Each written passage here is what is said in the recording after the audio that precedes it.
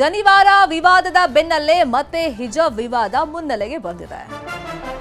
ಹಿಜಾಬ್ ಬ್ಯಾನ್ ಕಿಚ್ಚು ಮತ್ತೆ ರಾಜ್ಯಾದ್ಯಂತ ತೀವ್ರಗೊಳ್ಳುತ್ತಾ ಅನ್ನೋದು ಈಗಿರುವಂತ ಕುತೂಹಲ. ಮೊನ್ನೆ ಸಿಇಟಿ ಎಕ್ಸಾಮ್ ಸಂದರ್ಭದಲ್ಲಿ ಕೆಲವೊಂದು ಸೆಂಟರ್ಗಳಲ್ಲಿ ಜನಿವಾರಕ್ಕೆ ಅವಕಾಶ ಕೊಟ್ಟಿಲ್ಲ, ಜನಿವಾರ ಕಟ್ ಮಾಡಿಸಿದ್ದಾರೆ.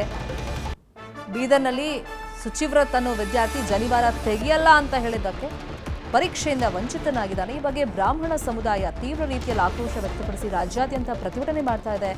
ರಾಜಕೀಯವಾಗಿಯೂ ಕೂಡ ಈ ವಿಷಯ ಪರಸ್ಪರ ಆರೋಪ ಪ್ರತ್ಯಾರೋಪಗಳಿಗೆ ಕಾರಣ ಆಗಿದೆ. ಈ ಮಧ್ಯದಲ್ಲಿ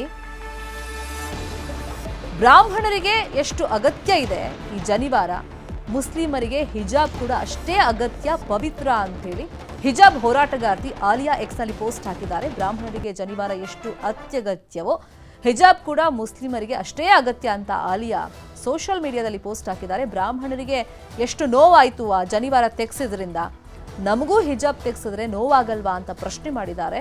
ಇನ್ನು ಬ್ರಾಹ್ಮಣ ವಿದ್ಯಾರ್ಥಿಗೆ ಎಕ್ಸಾಮ್ ಮಿಸ್ ಆಗಿದ್ದಕ್ಕೆ ಉಚಿತ ಎಂಜಿನಿಯರಿಂಗ್ ಸೀಟ್ ಕೊಡ್ತೀವಿ ಅಂತ ಭರವಸೆ ಕೊಡ್ತೀರಿ, ಆದರೆ ನಮಗೆ ಸೌಜನ್ಯಕ್ಕೂ ನೀವು ಪರೀಕ್ಷೆ ಬರೆದ್ರಾ ಇಲ್ವಾ ಅಂತೇಳಿ ಹಿಜಾಬ್ ವಿವಾದ ಆಯ್ತಲ್ಲ, ಆ ಸಂದರ್ಭದಲ್ಲಿ ಯಾರೂ ಕೇಳಿಲ್ಲ ಅಂತೇಳಿ ಹಿಜಾಬ್ ಹೋರಾಟಗಾರ್ತಿ ಆಲಿಯಾ ಅಸಾದಿ ಆಕ್ರೋಶವನ್ನು ವ್ಯಕ್ತಪಡಿಸಿದ್ದಾರೆ.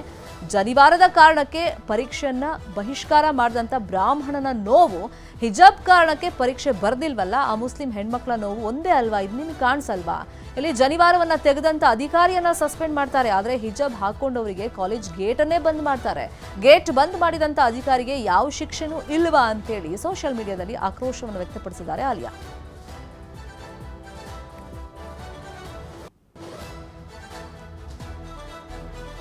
ಅಪಾರ್ಟ್ಮೆಂಟ್ಗೆ ನುಗ್ಗಿ ಮಹಿಳೆಯನ್ನ ಭೀಕರವಾಗಿ ಕೊಲೆ ಮಾಡಲಾಗಿದೆ.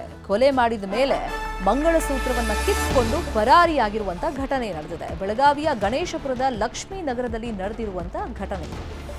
49 ವರ್ಷದ ಅಂಜನಾ ಅಜಿತಾ ದಡ್ಡೀಕರ್ ಕೊಲೆಯಾಗಿರುವಂತಹ ಮಹಿಳೆ. ಅಪಾರ್ಟ್ಮೆಂಟ್ಗೆ ನುಗ್ಗಿ ಈ ಮಹಿಳೆಯನ್ನ ಭೀಕರವಾಗಿ ಹಲ್ಲೆ ಮಾಡಲಾಗಿದೆ.